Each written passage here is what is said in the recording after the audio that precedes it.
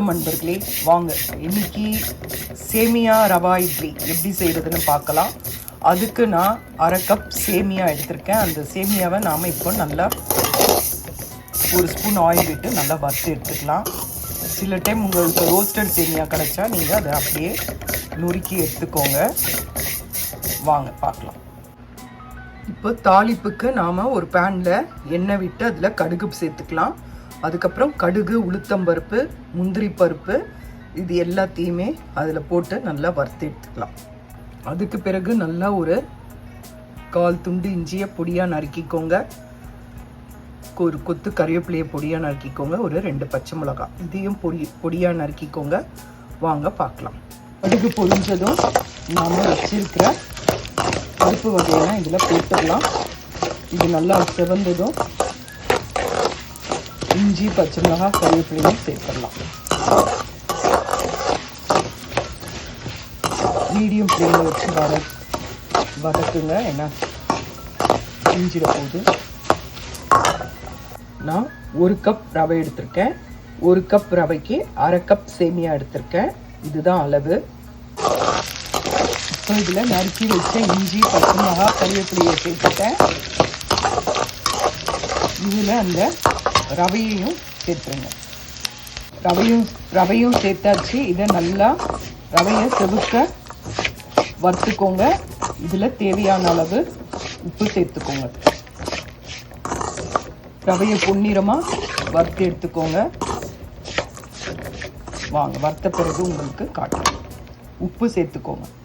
நான் ரவை 1 கப், சேமியா அரை கப் எடுத்துருக்கேன். மொத்தம் 1.5 கப். 1.5 கப்புக்கு 2 கப் தயிர், 1 கப் தண்ணீர்.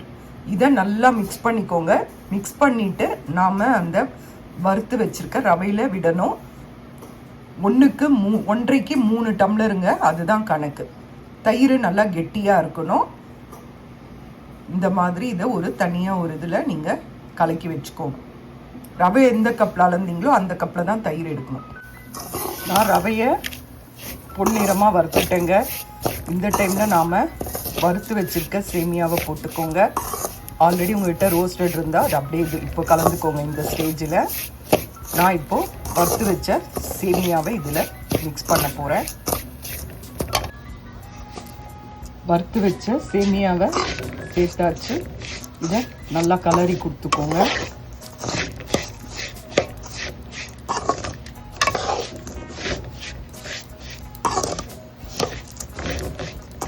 உங்களுக்கு சேமியா நிறைய தெரியணும்னா 3/4 டம்ளர் ரவை, 3/4 டம்ளர் சேமியா கூட சேர்த்துக்கலாம்.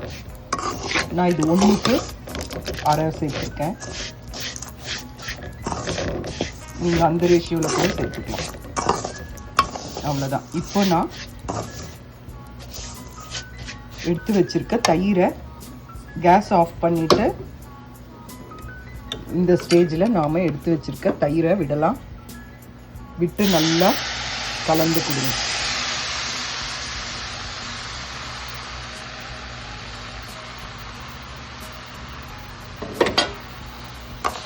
ஒரு அரை ஹவர் ஊறணுங்க. அரை ஹவர் ஊறினாதான் இட்லி நல்லா வரும்.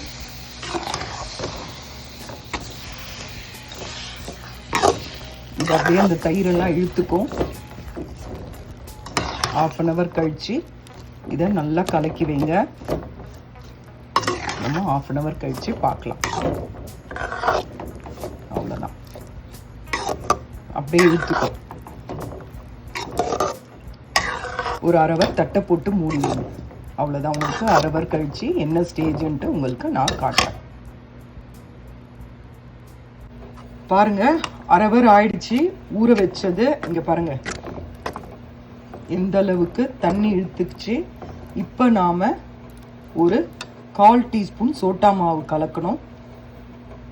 இதில் சோட்டா மாவு தண்ணி விட்டு கரைச்சிருக்கேன். இதை இதில் விட்டு நல்லா கலக்கி கொடுங்க. நல்லா கலக்கி விட்டுட்டு இதை நாம் இட்லி தட்டில் இட்லி வாக்குற மாதிரி வாத்துடலாம். உங்கள் வீட்டில் இட்லி எவ்வளோ நிமிஷம் வேகுமோ அதே அளவு தான் வேக வச்சு எடுத்துக்கலாம். இது கெட்டியாக இருந்தால் தான் நல்லாயிருக்கும். தண்ணியாக இருந்தோன்னா ரொம்ப லூஸாக இருக்கும் இட்லி.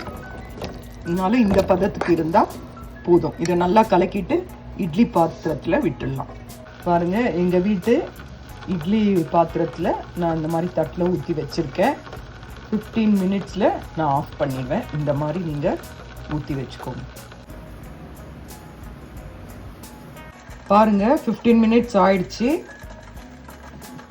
தண்ணி கையில் நனைச்சிட்டு தொட்டு பார்த்தீங்கன்னா கையில் ஒட்டாமல் வரும். அவ்வளோதான், வெந்துடுச்சு. இது ஆறின பிறகு நாம் ஒரு பிளேட்டுக்கு மாற்றிடலாம்.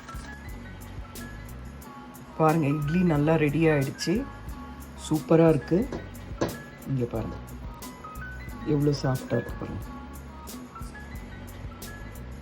ரொம்ப நல்லா இருக்குங்க. சாப்பிட்டு பாருங்கள். ரொம்ப நல்லா இருக்குங்க, அருமையாக இருக்குது. பேக்கிங் சோடா எப்போவுமே இட்லி நம்ம வாக்கும் போது தான் போடணும், முன்னாடியே போடக்கூடாது. அப்புறம் கல் மாதிரி ஆகிடும். நல்லா இருக்குங்க, சுவையாக இருக்குது. செஞ்சு பாருங்கள். சேமியா ரவா இட்லி ரெடி.